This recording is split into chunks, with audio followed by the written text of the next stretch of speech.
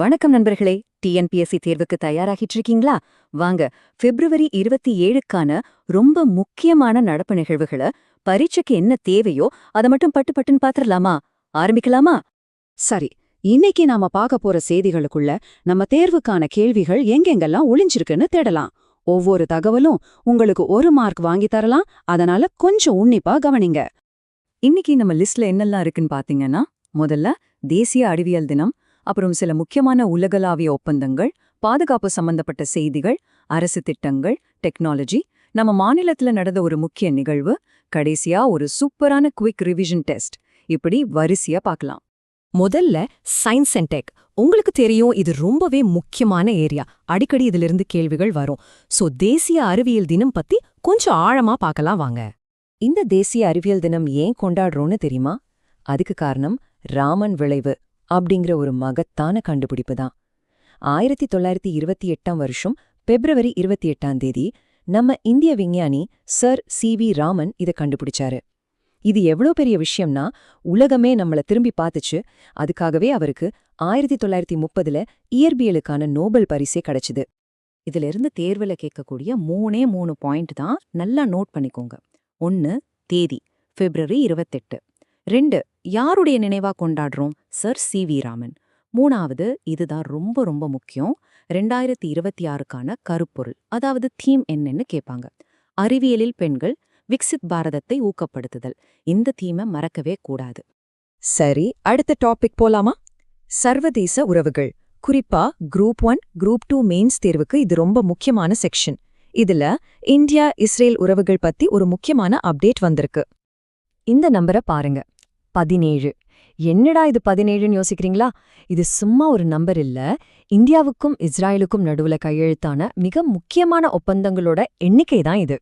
2 நாட்டு உறவுல இது ஒரு பெரிய மைல்கல்னே சொல்லலாம். இந்த ஒப்பந்தங்கள்ல ரொம்ப முக்கியமானது என்னன்னா, 2 நாடுகளுக்கும் நடுவுல ஒரு தடையற்ற வர்த்தக ஒப்பந்தம், அதாவது ஃப்ரீ ட்ரேட் அக்ரிமெண்ட் கொண்டு வர்றது தான். இதனால பாதுகாப்பு, தொழில்நுட்பம், விவசாயம்னு பல துறைகள்ல ஒத்துழைப்பு இன்னும் அதிகமாகும். அடுத்த கட்ட பேச்சுவார்த்தை வர்ற மே மாசம் நடக்க இருக்கு. ஓகே, அடுத்து 3வது செக்ஷன். இதுல பாதுகாப்புத் துறையிலிருந்து ஒரு செய்தியும், அப்புறம் சுற்றுச்சூழல் சம்பந்தமா ஒரு செய்தியும் பார்க்க போறோம். ரெண்டுமே ரொம்ப முக்கியமானது. முதல்ல அக்னி வர்ஷா. இது ஒரு ராணுவ பயிற்சி. யார் நடத்துனாங்க? இந்திய ராணுவத்தோட தெற்கு படைப்பிரிவு. எங்க நடந்துச்சு? இதுதான் கேள்வி. ராஜஸ்தான்ல இருக்கிற பொக்குரான்ல. 2வது இம்பேஷன்ஸ் நாகோரம். இது என்னன்னு கேட்கலாம். இது ஒரு புது பூச்செடி, நாகாலாண்டுல கண்டுபிடிச்சிருக்காங்க. இதுல ஒரு சுவாரஸ்யமான விஷயம் என்னன்னா, அங்க இருக்கிற நாகா பழங்குடி மக்களை கௌரவப்படுத்துறதுக்காகவே இந்த பேரை வச்சிருக்காங்க. அடுத்த செக்ஷன் 4. இதுல அரசு திட்டங்கள், டெக்னாலஜி, கிளைமேட்னு ஒரு கலவையா முக்கியமான விஷயங்களை பார்க்கலாம். ராம் திட்டம், இதோட விரிவாக்கம் கூட கேட்கலாம். Raising and accelerating MSME performance. இது குறு, சிறு மற்றும் நடுத்தர தொழில் நிறுவனங்களுக்கான ஒரு மத்திய அரசு திட்டம். ஆனா இதுல ஒரு நிச்சயமான கேள்வி இருக்கு. இந்த ஸ்கீமுக்கு ஃபண்ட் பண்றது யாரு? உலக வங்கி, அதாவது வேர்ல்ட் பேங்க். இத கண்டிப்பா நோட் பண்ணிக்கோங்க. இப்போ 2 முக்கியமான அப்டேட்ஸ். 1 காலநிலை மாற்றம் பத்தி.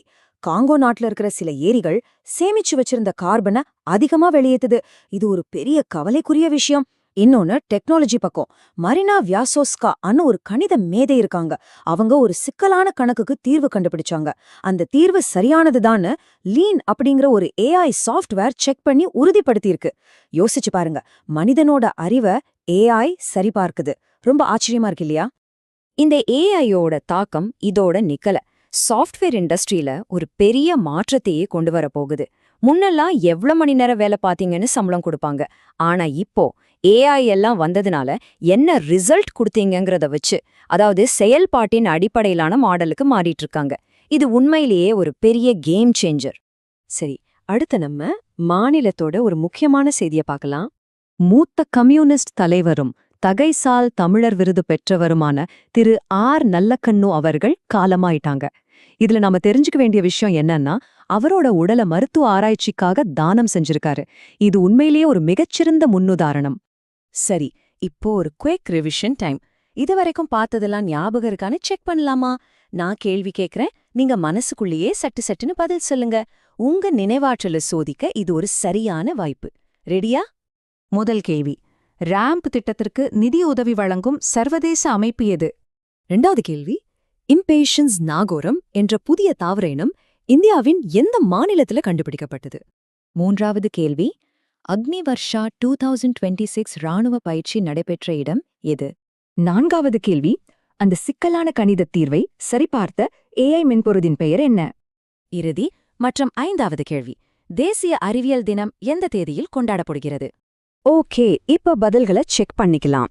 ராம் திட்டத்திற்கு உலக வங்கி, இம்பேஷன்ஸ் நாகோரம் நாகாலாந்தில், அக்னி வர்ஷா பயிற்சி போக்ரானில், ஏஐ மென்பொருள் லீன், தேசிய அறிவியல் தினம் February 28. உங்க பதில்கள் எல்லாம் சரியா இருந்திருக்கும்னு நம்புறேன்.